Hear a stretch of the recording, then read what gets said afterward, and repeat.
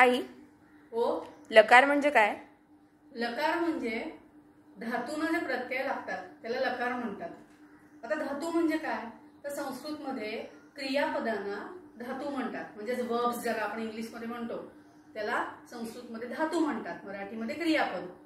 आता उदाहरणार्थ धावती, धाव अधिक ती, धावती, अधावत, धाविष्यती आणि धावेत म्हणजे धावती म्हणजे वर्तमान काळ, अधावत लंगलकार भूतकाळ, धावती हा वर्तमान काळ आहे त्याला लटलकार म्हणतात, अधावत म्हणजे लंगलकार भूतकाळ, धाविष्यती भविष्यकाळ लृटलकार आणि धावेत म्हणजे विधिलिंग लकार।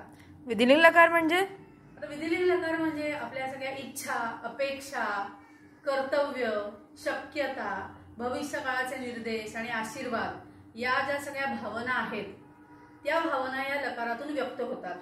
तू एक उदाहरण ऐकलं असेल बघ, जीवेत शरदा हा शतम आपण म्हणतो की नाही, कोणाचा वाढदिवस असला की। हो। पण जीवेत हा विधिलिंग लकार आहे। जीवेत म्हणजे तुमचं आयुष्य हे तुमच्या आयुष्यामध्ये 100 शरद ऋतू यावेत असा याचा अर्थ आहे, म्हणजे तुम्ही दीर्घायुष्यी व्हा असा याचा अर्थ आहे। याला म्हणतात विधिलिंग लकार। समजलं तुला? हो, धन्यवाद।